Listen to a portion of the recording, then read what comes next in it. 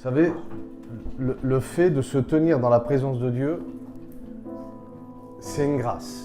Pouvoir comprendre que on se tient, on peut se positionner, nos gestes, nos attitudes, nos prières, la façon de se comporter, tout ce que nous faisons peut être prophétique. Et tout ce que nous faisons, moi je le sens comme ça, je le vois comme ça, je le vis comme ça, doit être prophétique. Dieu comprend tous les types de langage. Le monde spirituel interprète tous les types de langage. Il y a des langages gestuels, il y a des langages où on va positionner certaines attitudes et où dans le monde spirituel, c'est prophétique. Quand tu vas prier, quand tu ne peux plus prier mais qu'une larme coule, Dieu comprend les gestuels, entend le cri, le bruit des larmes et il est capable simplement à travers une attitude de pouvoir exaucer quelqu'un ce matin. Est-ce que tu le crois?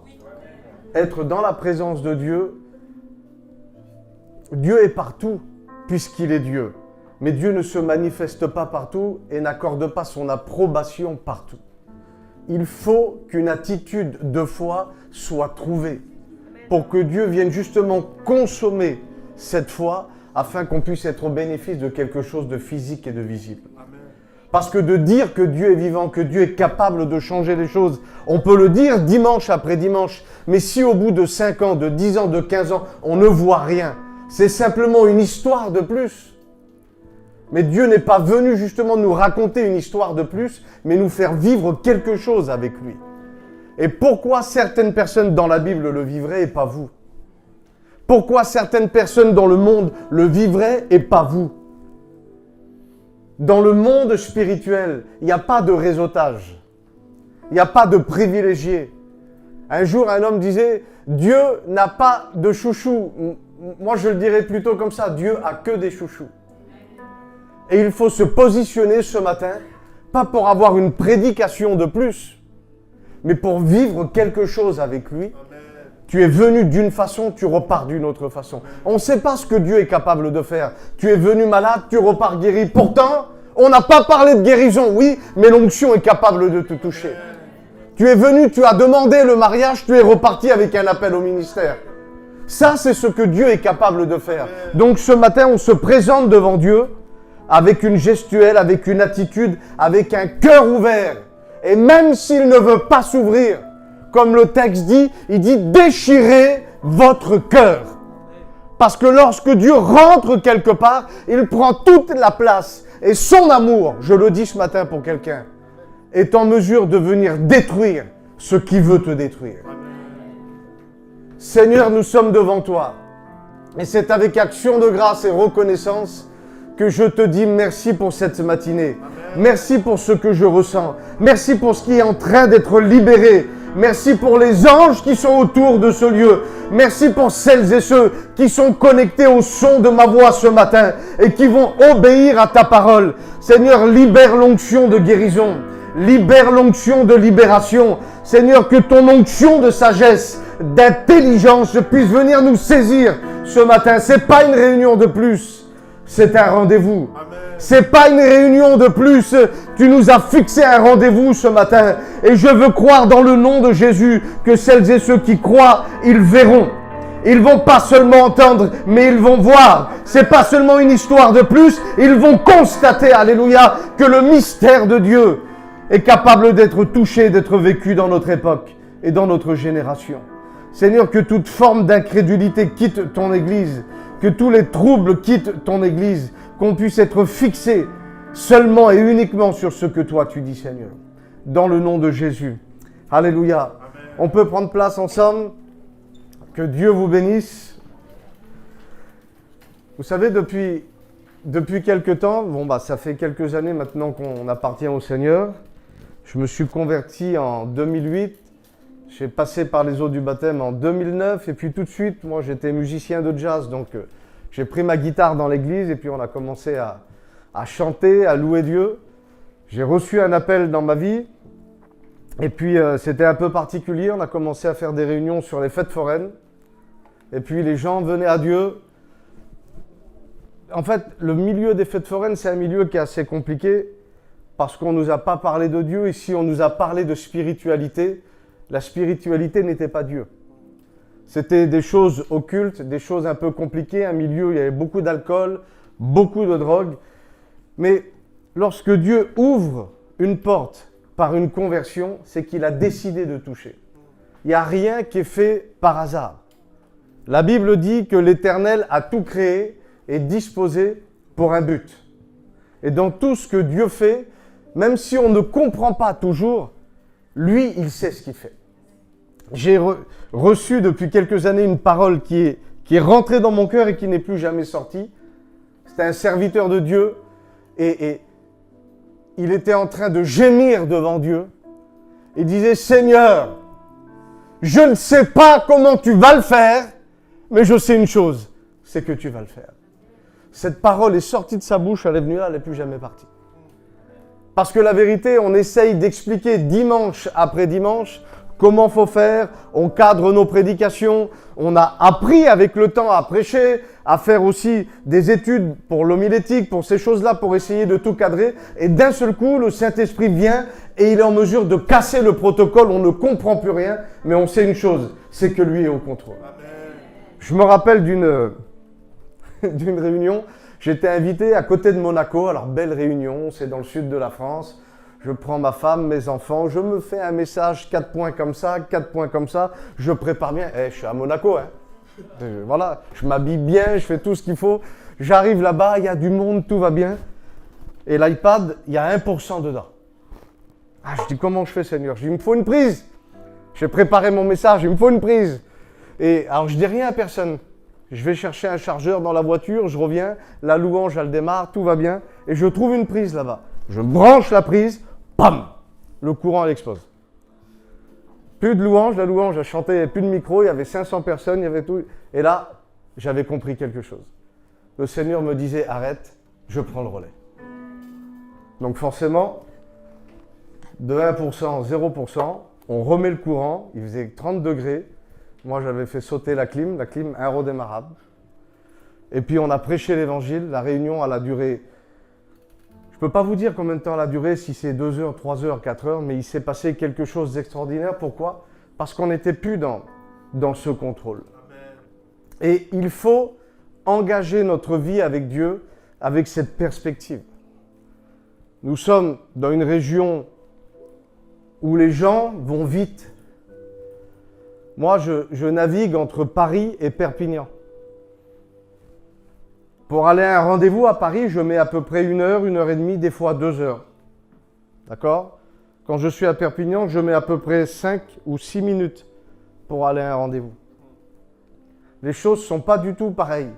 Et ici, dans ces régions-là, nous sommes happés par les choses, happés par le travail, par les choses qu'on doit faire, les enfants.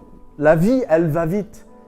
Et quelque part, on se trouve toujours de bonnes ou de mauvaises raisons de pouvoir toujours se précipiter sans laisser Dieu faire son œuvre. Et il est important dans notre engagement avec Dieu, moi en tout cas, c'est ce que j'essaye de faire, il y a une différence entre se donner et s'abandonner. Se donner à Dieu, c'est la plus belle chose qu'on peut faire. Pourquoi? Parce qu'on sait que le jour où on quitte cette terre, on sera avec lui pour l'éternité. Mais lorsque je m'abandonne, je n'ai pas besoin d'attendre l'éternité pour être avec lui. Il sera avec moi à partir d'aujourd'hui. Il y a une différence entre voir le royaume et être dans le royaume. Et ce n'est pas réservé à une élite. Ce n'est pas réservé à une catégorie de personnes. Ce n'est pas parce que je fréquente telle église ou tel prédicateur, non. C'est simplement une prise de conscience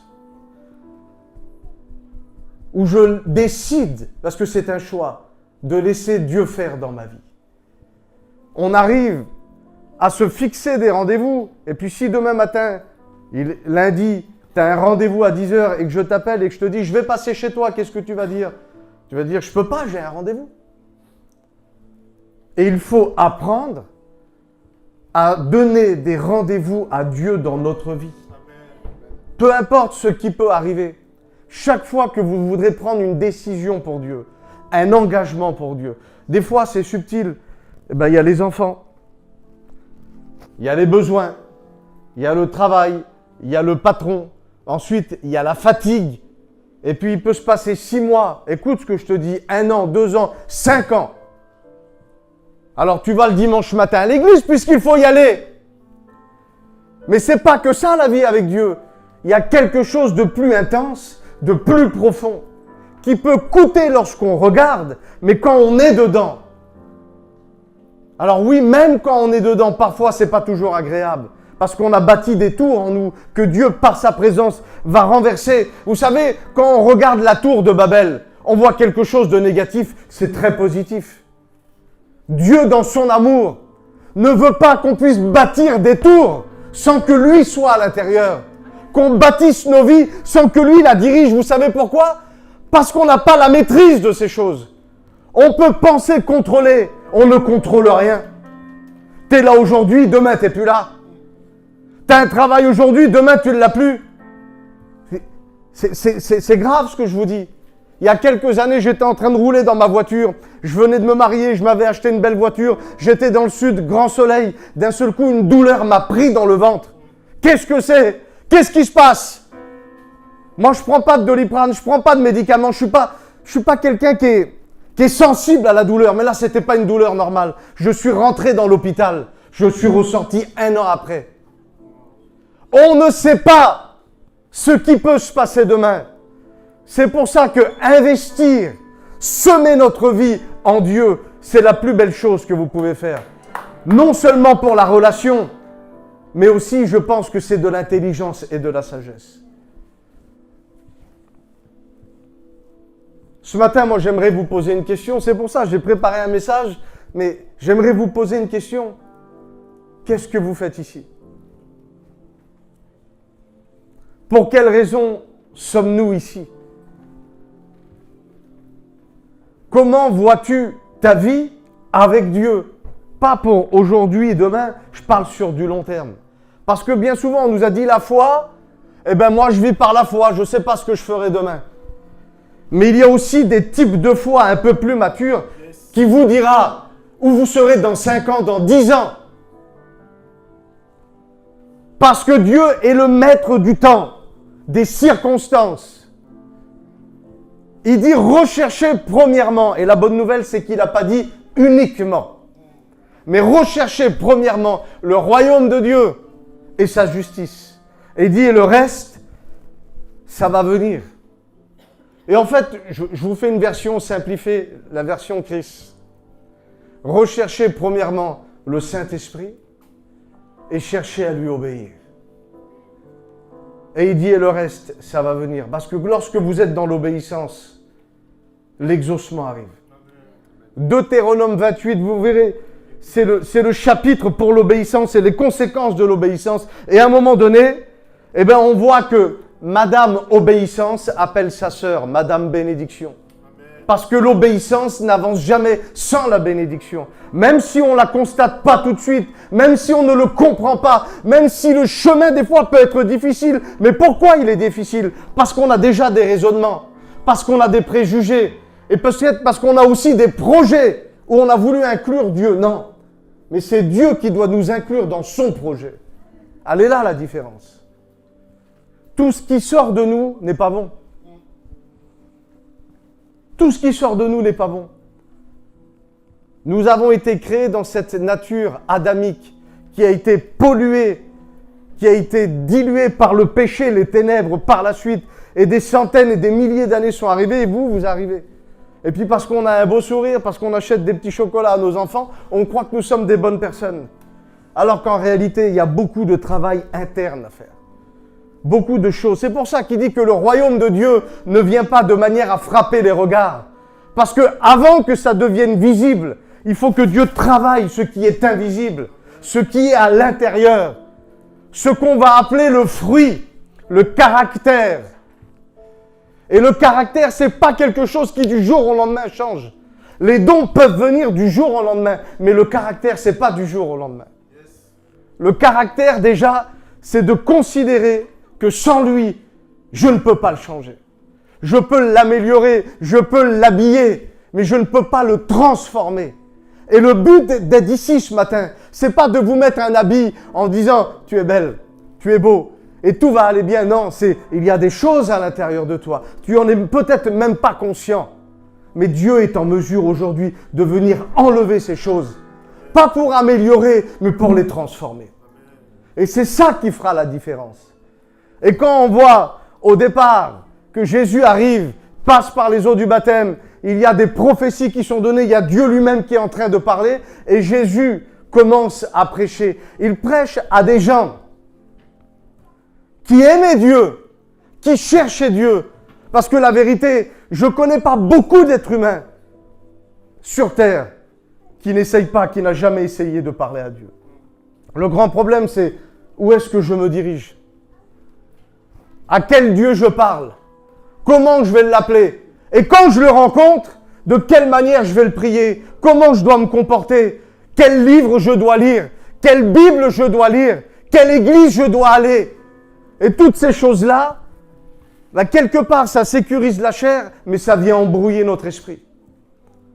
Parce qu'il y a quelque chose de beaucoup plus simple qui se trouve dans la Bible. Et Jésus, lorsqu'il est en train de parler, vous lirez Matthieu 5, Matthieu 6, Matthieu 7, et pourquoi il parle avec des arbres ou des fruits, et pourquoi il parle avec des bâtisses, l'histoire de ces maisons sur le sable ou sur le roc. Parce qu'en fait, il sait à qui il parle.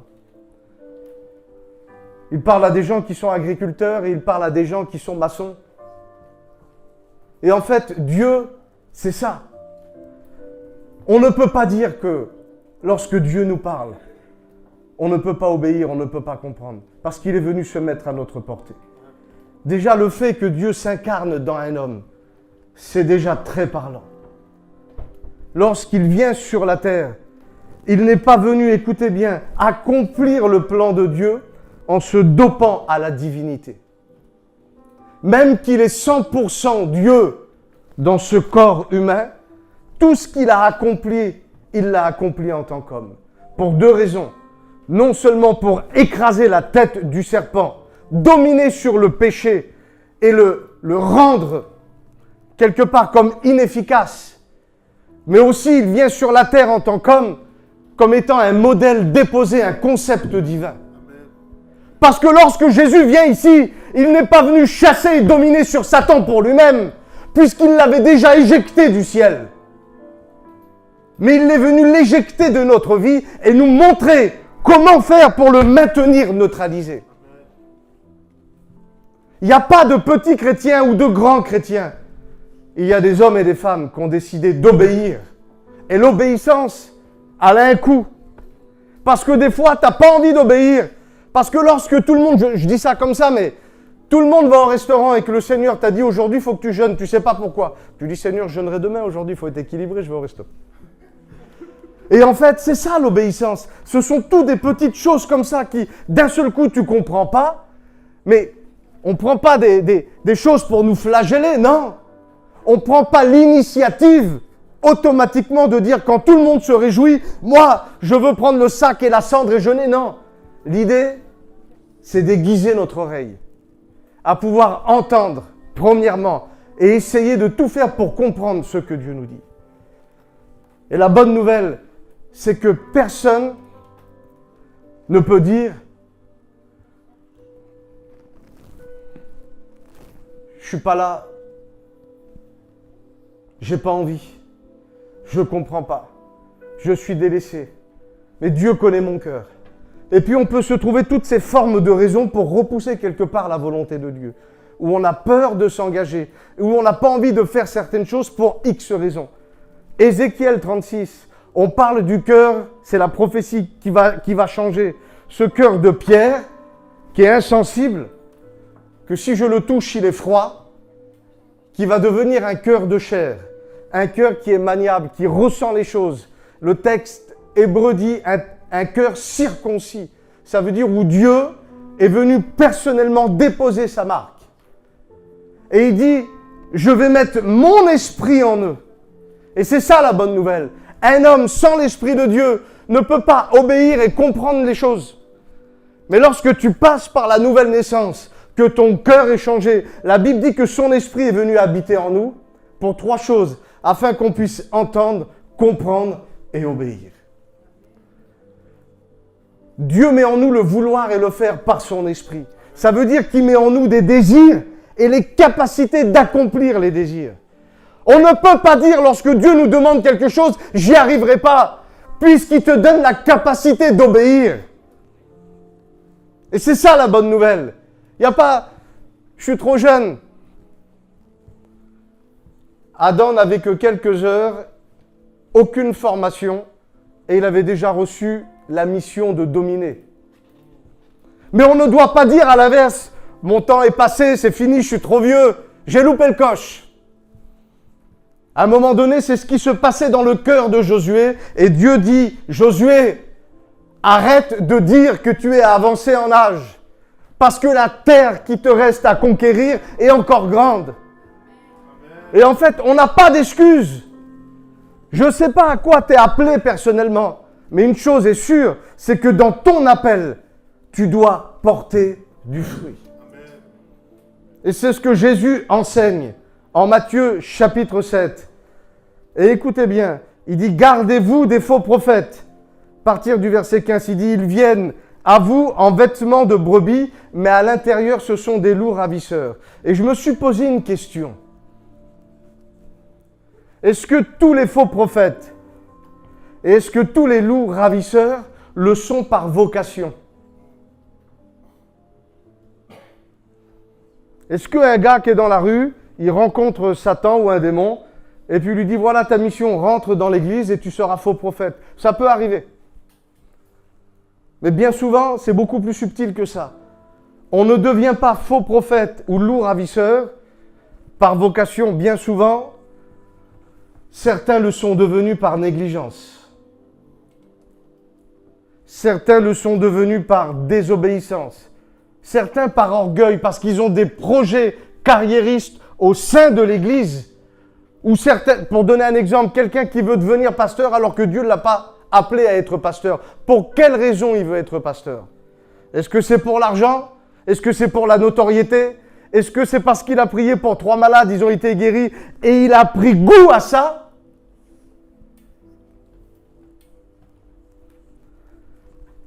Il dit, vous les reconnaîtrez à leurs fruits. Écoutez bien, il n'a pas dit, vous les reconnaîtrez à leurs dons.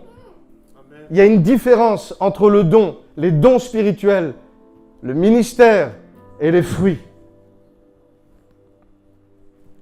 Il dit, tous les arbres bons portent de bons fruits, mais le mauvais arbre portera un mauvais fruit. On parle du goût, on parle de quelque chose de bon. On ne parle pas de quelque chose qui est agréable à la vue. Rappelez-vous, Ève a vu que le fruit était bon, mais en réalité, sans l'avoir goûté, elle en a déduit qu'il était bon à cause de ce qu'elle voyait. Alors que le fruit était pourri, il était mauvais pour l'homme, il n'était pas bon pour lui. Et c'est pas ce que l'on voit. Écoutez bien ce que je vous dis, c'est ce que Dieu vous montre, ce que Dieu vous dit. L'objectif, je pousse un peu, c'est pas les dons. L'objectif, c'est même pas le fruit. L'objectif, c'est l'arbre. Parce que lorsqu'on porte du fruit, c'est pour connecter les gens à l'arbre. Lorsqu'on montre que Dieu est capable de faire quelque chose, qu'il aime les gens, qu'il a la vie éternelle, que malgré les épreuves, tu es dans la paix, tu es dans la joie, les gens, quand ils voient ce fruit, ils ont envie d'être connectés à l'arbre. Amen.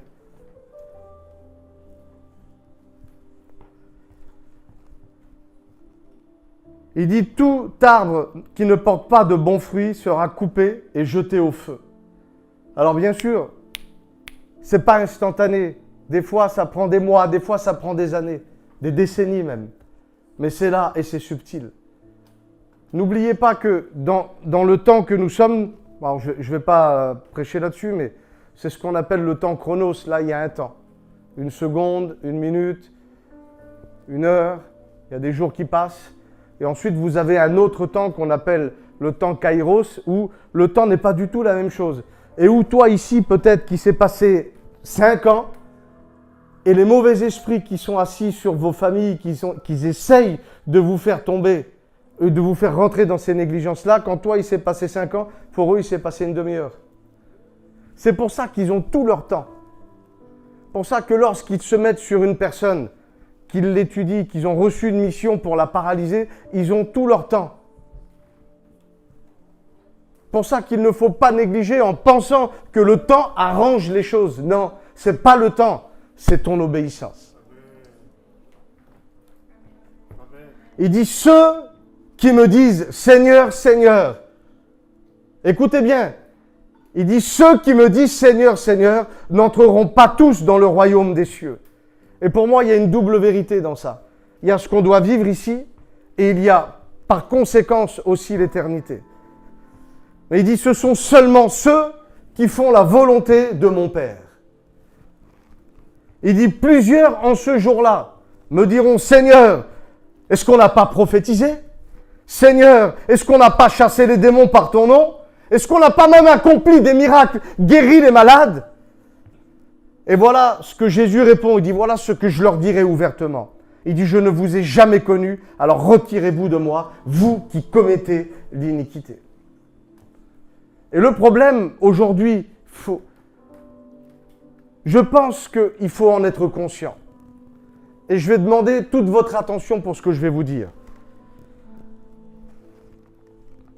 On peut guérir les malades sans porter de fruits alors? Oui.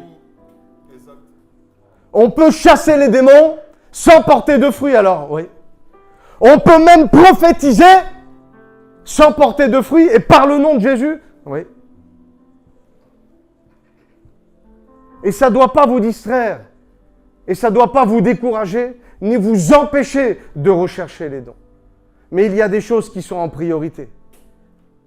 Vous prenez Samson, c'est un homme qui a été consacré, un homme qui a été élevé dans les voies de Dieu, un homme qui a entendu la parole depuis son plus jeune âge, un homme qui avait l'onction, mais un homme, excusez-moi, qui jouait avec le feu.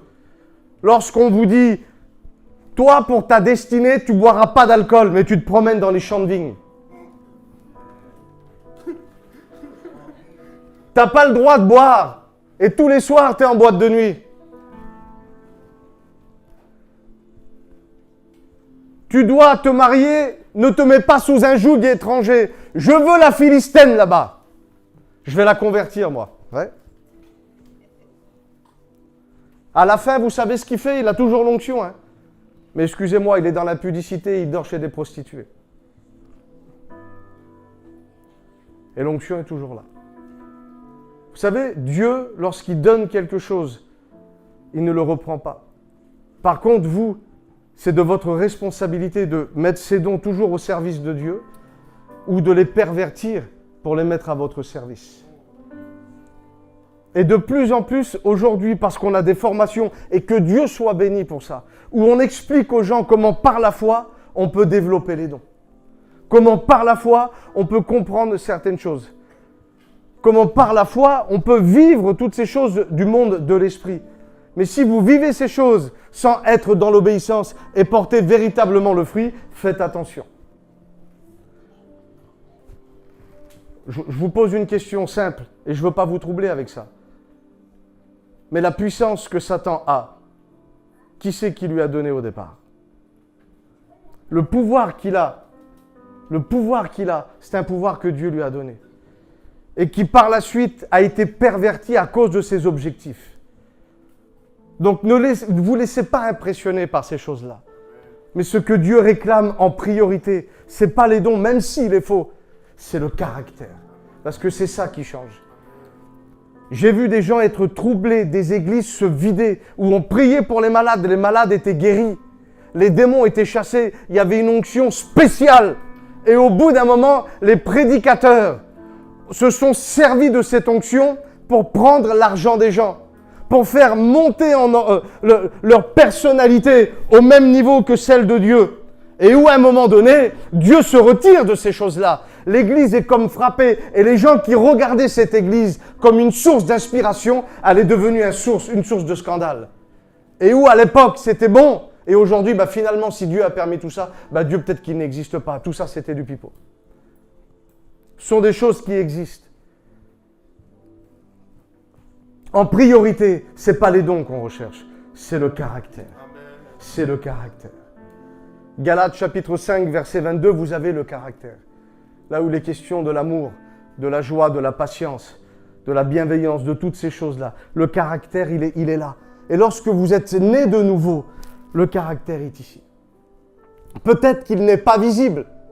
Peut-être que tu ne le vois pas encore, mais il est là. Et c'est là, à travers la vie d'obéissance, à travers ta résilience, où tu vas persévérer à dire « Non Seigneur, je ne comprends pas tout, mais si c'est écrit, je veux commencer à le vivre, je veux le faire. » C'est comme si que ce caractère est en train de se déployer. Amen. Le royaume de Dieu ne vient pas de manière à frapper les regards, mais au bout d'un moment, il frappera les regards. Amen. Alléluia. Amen. Qu'on puisse venir te voir non comme un guérisseur, mais comme étant vraiment celui qui apporte la solution. Et plus le caractère est déployé, moins on te voit et plus on voit Jésus. Alléluia. Amen.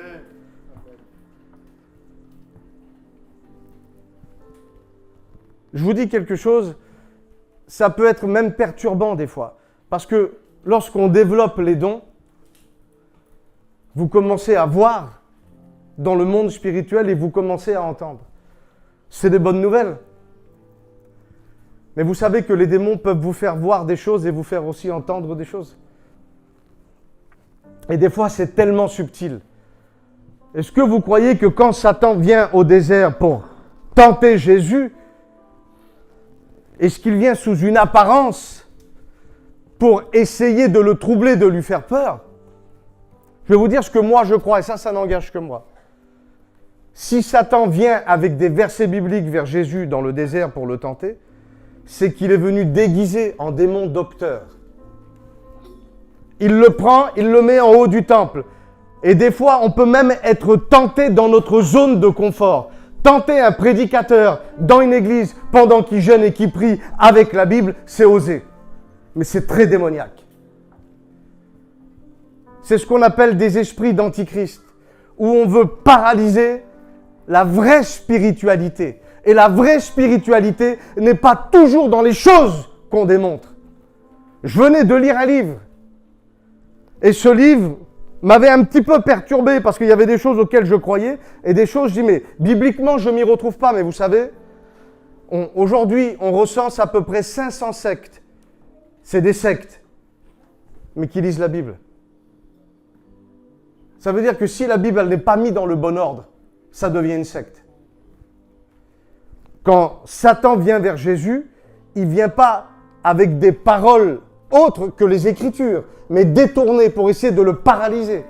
Retenez ça. C'est comme ça qu'on fait naître des sectes, des religions. Et je venais de finir de lire ce livre et j'ai eu une vision ouverte. Et là, à ce moment-là, tu dis, Seigneur, tu es en train de me parler. Et je ne sais pas, mais vous cherchez à entendre Dieu, vous cherchez à voir Dieu, et d'un seul coup, c'est comme si dans le monde naturel, il y a un monde qui arrive. Seigneur, tu es en train de me parler. Et je vois comme un grand cercle, un grand cercle. Et dans ce cercle, je vois un autre monde. Et dans cet autre monde, je vois comme des esprits, comme des zombies. Et ça m'attire. Parce que vous savez, ce n'est pas tous les jours que vous avez des visions. Donc quand vous avez une vision, vous dites, je veux rentrer Seigneur, c'est toi. Mais il faut toujours éprouver les esprits pour voir s'ils viennent de Dieu. Et dans cette vision, j'ai commencé à vouloir avancer, mais ce qui m'a retenu, vous savez, c'est quoi? C'était ma connaissance des Écritures. Ce qui m'a retenu, c'est parce que je connais sa présence. Et même si des fois, il y a un type de présence de Dieu qui n'est pas agréable pour vous parce que ça nécessite une repentance, tu sais, la repentance, ça n'est pas agréable quand vous pleurez, quand vous réfléchissez à vous-même et que tu dis « je suis encore aussi sale que ça ». C'est encore ça, là. Quand tu as l'impression de te décevoir, c'est pas agréable. Mais par contre, la repentance, il y a une tristesse qui est là, mais elle te conduit dans le salut, dans une joie. Elle produit quelque chose. Et là, quand je regardais cette vision, j'étais attiré, mais il y avait comme quelque chose qui me bloquait. Et en fait, j'ai compris que c'était, écoutez bien, une vision qu'un démon m'a donnée. Et c'était le pas, si j'allais accepter ou pas. Si j'aurais accepté, j'aurais toujours chassé les démons, j'aurais toujours prié pour les malades. Mais j'aurais pu être dans ce que Dieu voulait au départ. Et des fois, c'est très subtil. Il y a des choses que le diable il viendra vers vous en vous faisant croire que c'est la volonté de Dieu. Et c'est pour ça qu'il faut un équilibre parfait. Jésus dira, vous êtes dans l'erreur.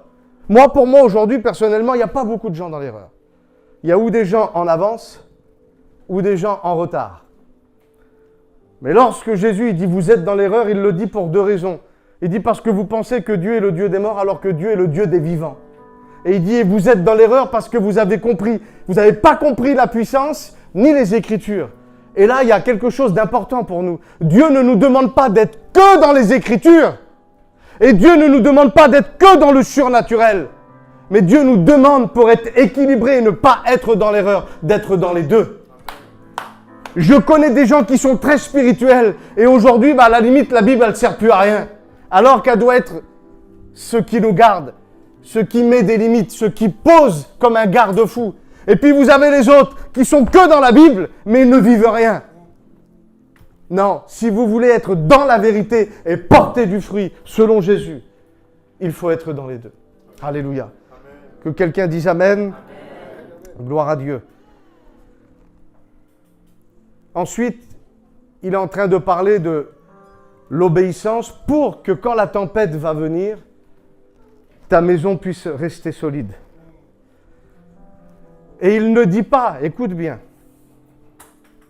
que l'obéissance t'évite la tempête. Ça, c'est une fausse doctrine. Mais tu n'approcheras pas les problématiques de la vie de la même manière, avec la même attitude. On peut arriver dans un hôpital, et c'est ça qui est terrible, voir quelqu'un qui est malade. Tu pries pour la personne au nom de Jésus. Et la personne, elle remercie le Seigneur, mais elle repart dans le monde. Elle fait des footings pour remercier Jésus, mais elle ne vient pas à l'église. Et puis vous avez l'autre personne, elle n'est pas guérie, mais elle a accepté Jésus. Et le fait qu'elle a accepté Jésus, toute sa famille, elle accepte Jésus. On n'approche pas les situations de la même façon. Parce qu'il y a des tempêtes de la vie qui seront là. Il y a des gens qui perdront leur travail. Il y a des mères qui perdront leurs enfants. Il y a des jeunes personnes qui perdront leurs parents. Il y a des gens qui vont tomber malades. Et vous pourrez faire tous les hôpitaux que vous voulez. Alors oui, Dieu répandra certaines grâces, mais la vérité, c'est qu'il y a des choses qu'on ne comprend pas. Mais on sait une chose, c'est que lui, il est au contrôle. Et que son amour dépasse le mien. Sa bienveillance dépasse la mienne. Et il dit que quand la tempête va venir, celui qui n'a pas bâti sur l'obéissance, qui n'a pas mis en pratique ce que Dieu lui dit pour sa vie, eh bien quand la tempête, elle va venir, ta maison, elle va s'effondrer parce qu'elle a été bâtie sur quelque chose qui n'est pas stable, qui n'est pas solide.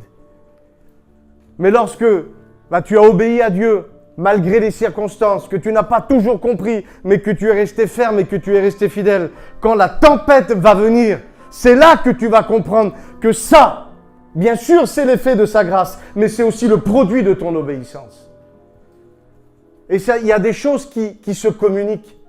Lorsqu'on regarde un homme et une femme qui obéissent au Seigneur et qu'on voit tous les exaucements, qu'on voit tous les bénéfices, qu'on voit toutes les bénédictions qui sont arrivées de je ne sais pas où, c'est inspirant. Moi, je sais qu'aujourd'hui, ça n'a pas toujours été le cas. Mes enfants, ils jouaient à des choses. Et aujourd'hui, l'autre, il joue au prophète, l'autre, il joue au pasteur, l'autre, il joue à ça, l'autre, il dit, je ne peux pas, moi, je suis un chrétien. Il y a des choses qui sont semées. Et lorsque vous obéissez, la Bible dit que votre descendance sera bénie. Alors, est-ce que c'est une expression? Est-ce que c'est littéral? On parle de 1000 générations, mais on sait une chose. C'est que des fois, les attitudes, comme je vous ai dit au départ, elles parlent plus que des mots. Alléluia. Je voudrais voir 2 ou 3 choses avec vous et on va prier sur ce qui peut bloquer le fait de porter du fruit selon Dieu. Lorsque Dieu n'est pas à l'origine ou que Dieu n'est pas à l'initiative de nos actions. Parce qu'aujourd'hui, et comprenez bien, je ne critique pas ça parce qu'il le faut, je les utilise aussi. Il y a des formations pour comment faire grandir l'Église. Il y a des formations pour la louange, pour apprendre à jouer au piano. Il y a des formations pour toutes ces choses. Et puis, nous, dans nos cœurs, on le fait parce qu'on veut servir Dieu. Et ce n'est pas une mauvaise attitude en soi. Mais même Jésus sur terre, Jean chapitre 5, verset 19, il va parler à des gens en leur faisant des reproches. Il dit vraiment, je vous l'assure, il dit le Fils ne peut rien faire de sa propre initiative. Même Jésus, en tant qu'homme sur terre, il a été déposé en tant que concept, modèle pour nous, pour l'Église. Il ne faisait rien de sa propre initiative. C'est pas parce que hier, telle situation, tu l'as réglée de telle manière, que demain, telle situation, tu devras la régler de telle manière. Tout ce que tu dois faire doit être la conséquence de ce que tu as vu ou entendu venant de Dieu. Et Jésus le dit, le Fils ne fait rien de sa propre initiative. Il agit seulement d'après ce qu'il a vu le Père faire. Et tout ce que le Père fait, eh bien le Fils le fera également. Car le Père aime le Fils et lui montre tout ce qu'il doit faire. Il lui montrera même des œuvres plus grandes que toutes celles que vous avez déjà vues jusqu'à présent. Et en fait, ça, c'est comment l'obéissance, elle naît. Parce que c'est facile, oui, je veux obéir. Mais en fait, l'obéissance, elle naît, c'est la conséquence de ta relation avec Dieu. Alors ensuite, voilà, il y a plein de gens qui prennent des initiatives ou qui vont imiter. Moi, je l'ai vu ça. On l'a testé même nous-mêmes où on prend des prédications. Alors, on ne fait pas un copier-coller, mais pratiquement. Et tu le fais, puis les gens sont bénis. Ils ont reçu l'autel. Même la sœur, elle a parlé en langue. Mais ça, c'est la grâce de Dieu. Que Dieu déverse des grâces ponctuelles. Mais la véritable onction et la véritable obéissance, elle engendre quelque chose de beaucoup plus intime et beaucoup plus profond. Et c'est pour ça qu'il y a des gens, ils vont écouter 10 000 fois les choses, ils vont le faire à leur manière. Et d'un seul coup, tu as une personne qui rentre. Elle a déchiré son cœur. Et Dieu est rentré. Alors comment Dieu parle? Certains, ça va être avec la Bible. D'autres, il va entendre une voix. D'autres, ça va être une paix profonde qui est là. Et en fait, vous aurez tous une sensibilité différente. Le grand défi, c'est de pouvoir apprendre à reconnaître sa sensibilité. Mais une fois que tu as appris ta sensibilité, comment Dieu te parle. Regardez, par exemple, vous prenez le pasteur Marcelo Tunasi. Il m'a dit quelque chose, moi. Il dit, moi, c'est pas des voix, c'est pas ci, c'est pas là. Il dit, quand je traite un sujet, il dit, je me mets devant Dieu. Et si je sens la paix arriver, je valide.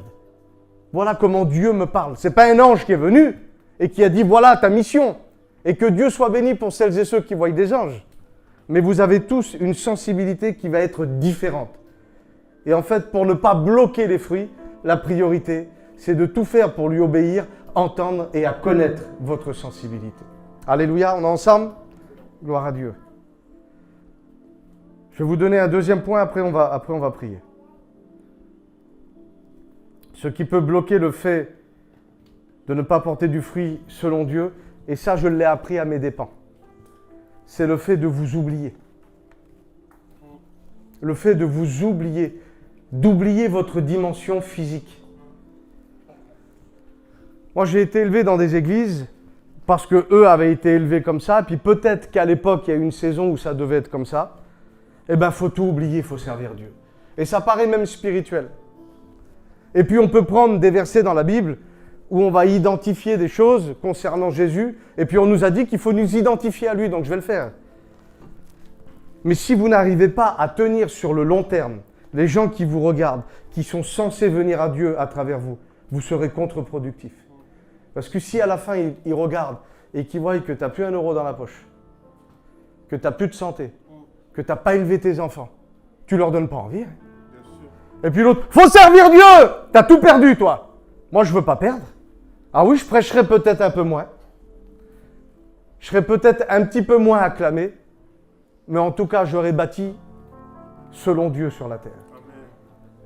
La dimension physique existe. Et le problème qu'on a eu, nous, c'est que lorsqu'on s'est identifié à Christ, il faut s'identifier à Christ dans son identité, dans son autorité. Et je vais vous dire un truc peut-être qui va vous choquer, mais il a servi Dieu 3 ans. Je parle de Jésus. Pas marié, pas d'enfant, pas de boulot. Quand ça fait toi 15 ans, 20 ans, 10 ans que tu sers Dieu, que tu as le boulot, tu as les enfants, je ne veux pas dire les femmes parce que je ne veux pas me faire des amis, que tu as le service, l'accumulation de ces choses, eh bien que tu le veuilles ou pas, tu as un véhicule. Et ce véhicule s'appelle le corps. Et Dieu t'a donné un véhicule pour toute ta vie. Et j'ai vu beaucoup d'hommes de Dieu qu'on s'est inspirés parce qu'on les regarde quand ils prêchent, mais que dans leur foyer ou dans leur vie, eh bien, à la fin, c'était contre-productif. Au mois d'août dernier, j'étais bien. Je dois faire une mission là-bas, je dois faire là-bas. Moi, ça fait 3-4 ans que j'ai des portes qui s'ouvrent. Mais est-ce que toutes les portes sont des portes que Dieu ouvre? On ne sait pas. Et puis finalement, avec ce que je vais vous expliquer, peut-être pas toujours même. Le 30 août, je prépare un message. Demain, on va prêcher ça à l'église. Je suis à Perpignan, dans le sud, on va faire ça, on va faire ça. Le 31 août, je me lève, je suis très fatigué. Il m'arrive un truc bizarre, bon, peut-être une grippe, peut-être une angine, peut-être ci, peut-être là, voilà. J'appelle l'église, je dis bon, ce matin, on va faire un enseignement, mettez une table et une chaise. Parce que comme ça, je prêche assis. Mais je ne voulais pas faire un enseignement. C'est parce que je n'avais pas la force de rester debout. Mais je ne voulais pas le dire. Pour moi, c'était une attaque. En fait, ce n'était pas une attaque, c'était un épuisement. C'était un burn-out qui était en train d'arriver. Et pour moi, le burn-out, c'était pour les faibles. Pour moi, le burn-out, c'est ceux qui n'avaient pas compris l'identité et l'autorité. Pour moi, le burn-out, ça n'existe pas, ça. Et quand ça t'arrive, c'est plus pareil. Donc, toute la journée comme ça. L'après-midi, c'était l'anniversaire de ma fille. Il a fallu que j'aille me coucher tellement que j'étais fatigué. Je ne comprenais pas. Ça fait 20 ans que je dors 3-4 heures par nuit. On fait ça, on est habitué, c'est comme ça, nous, on fonctionne comme ça. Dieu nous a équipés comme ça. Non, il t'a laissé faire parce que tu n'obéis pas. Il te laisse faire, il te laisse faire, il te laisse faire. 3 jours après, je m'étouffe. Je vais au docteur, le docteur me dit « Vite, allez aux urgences. Vous faites soit une crise cardiaque, soit une embolie pulmonaire. » Donc, les urgences, 3h30 d'attente. Donc, pendant 3h30, tu dis « Je fais une crise cardiaque, je meurs, je fais quoi ?» Tu pries, tu chasses, tu fais, il n'y a rien. Rien. Et ensuite, je suis chez moi dans ma caravane, donc je n'ai pas d'embolie pulmonaire, je n'ai pas de crise cardiaque. Et j'ai une grosse attaque. Et vous savez, des fois, l'ennemi vous laisse faire. Quand vous êtes fort, il ne vous attaque pas, mais il vous laisse faire. C'est subtil, il vous laisse faire. Et au moment favorable, il vient vous attaquer. Je suis chez moi, je suis en train de préparer une prédication.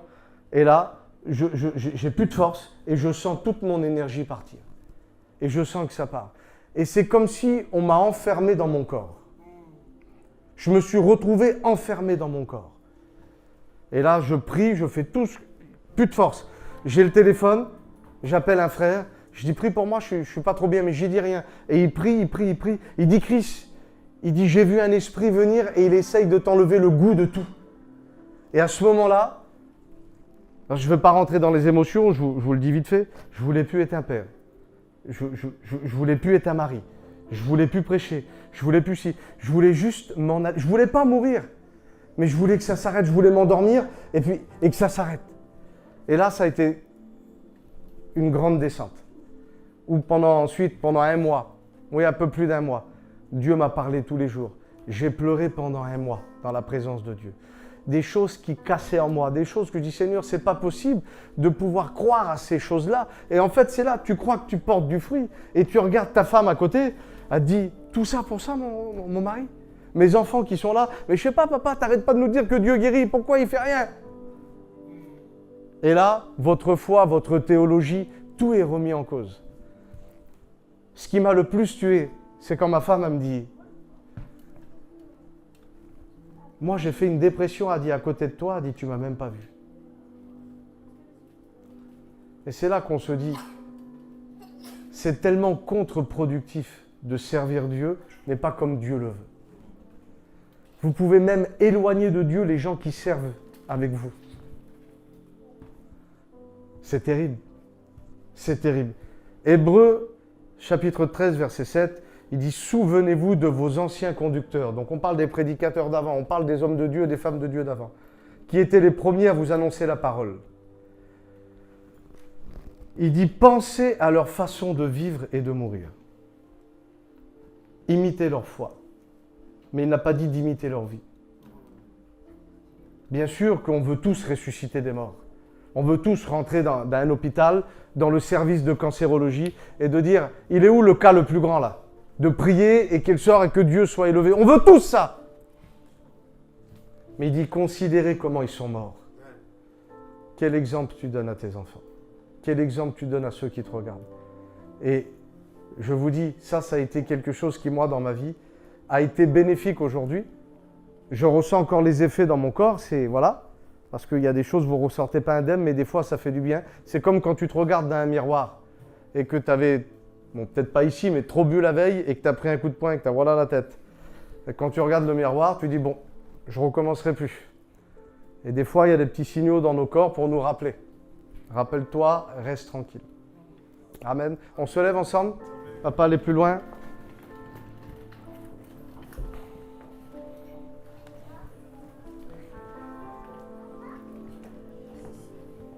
Moi, ce matin, c'est un appel à la responsabilité. Continuez de prier pour que vous voyez le plus de malades guéris. Le plus de démoniaques être délivrés. Le plus d'onction, tout ce que vous pouvez vivre et ce que vous voulez vivre. Cherchez-le, aspirez à toutes ces choses. Le texte, il dit, aspirez aux dons les plus utiles. Il y a des dons qui seront utiles en fonction de votre couloir. Mais ce qu'il faut rechercher le plus, c'est sa présence. Et lorsque sa présence, elle est là, c'est comme si que ça éveille ce fruit qui est en toi. Ça l'éveille, ça le construit, ça le bâtit, ça le déploie. Il faut que Christ soit pleinement formé en vous. Pas un petit Christ, un Christ fort. Lorsque Christ est véritablement formé en vous, plus personne viendra vous étrangler la nuit. Il y a des choses qui vont s'arrêter. Il dit, quand je serai élevé de la terre, j'attirerai les hommes à moi. La terre, c'est vous. La terre, c'est nous. Et lorsque Christ est élevé en nous, on n'a plus besoin de parler. Dieu va les attirer jusqu'à vous parce qu'il y a des valeurs qui sont en vous, qui sont visibles, qui sont inspirantes, qui sont bienveillantes. Et c'est pour ça que des fois, il y a des gens qui seront dans le malheur ou qui cherchent des réponses. Ils ont été voir le psychologue, ils ont été voir le banquier, ils ont été voir leur famille. Aucune solution. Oui, mais là-bas, avec ce qu'elle a vécu, elle avait toujours le sourire. Je veux aller là-bas. Un sourire dans une épreuve, c'est le plus beau moyen d'évangéliser. Et il y a toutes ces choses qui sont devant nous. Et ne confondez pas les dons spirituels auxquels il faut aspirer et le fruit de l'esprit qu'il faut matérialiser dans notre vie. J'aimerais qu'on ferme nos yeux, qu'on puisse être honnête avec nous-mêmes ce matin. Fais-nous un cantique, un truc en mineur là-bas. Et j'aimerais qu'on puisse prier ensemble. Et des fois, il y a comme des forteresses qui doivent tomber, des blocages qui doivent être brisés. Ça va vite, ça va vite, ça va vite, mais ce matin, prends le temps. Prends le temps ce matin de t'aligner avec Dieu. Prends le temps simplement d'être honnête avec lui-même. À partir du moment où je me positionne sous sa lumière, alors le sang de Jésus, qui est le sang le plus élevé, qui est le sang le plus pur, de quel réside une puissance insoupçonnable. Le Saint-Esprit ce matin veut toucher quelqu'un. Amen. Il veut te toucher. Il veut te toucher. Il veut briser justement ces fausses conceptions. Non, Seigneur, ce n'est pas l'esprit de Samson que tu veux répandre ici. C'est un autre esprit. Au nom de Jésus, ce que le diable essaye de faire dans notre époque, c'est de lever des gens avec la mentalité de Samson. Mais il faut que ça s'arrête. C'est pas comme ça que ça fonctionne. Il y a quelque chose de plus intime, de plus profond, de plus intense. Et ça t'est proposé encore ce matin au nom de Jésus. Alléluia, alléluia. La Bible dit, vous parlerez, pas vous penserez, mais vous parlerez au sycomore. Et le sycomore se déracinera.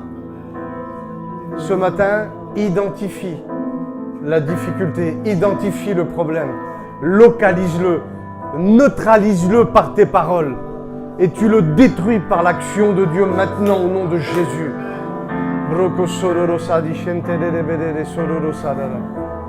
Alléluia, au nom de Jésus.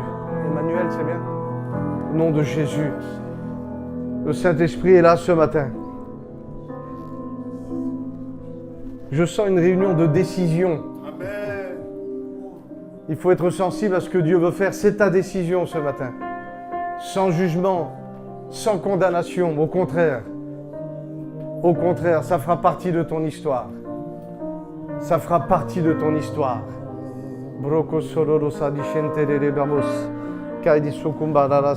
Élève ta voix là où tu es. Élève ta voix, libère-toi en esprit. Au nom de Jésus.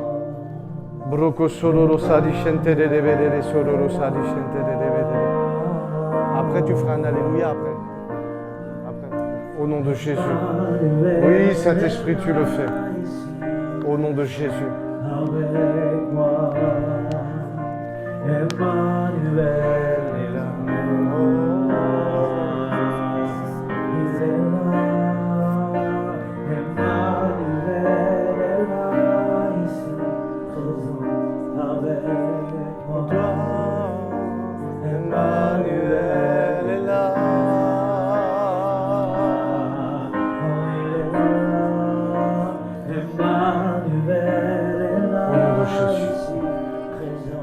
Au nom de Jésus. Je veux faire cet appel ce matin. Je fais un appel simple, court, je ne vais pas insister. Certaines personnes ont simplement besoin de prendre une décision et les choses vont couler. Mais il y a d'autres personnes, ce n'est pas qu'une décision. Parce que tu sens qu'il faut la prendre, ces décisions. Mais il y a comme quelque chose qui est bloqué, comme quelque chose qui t'empêche.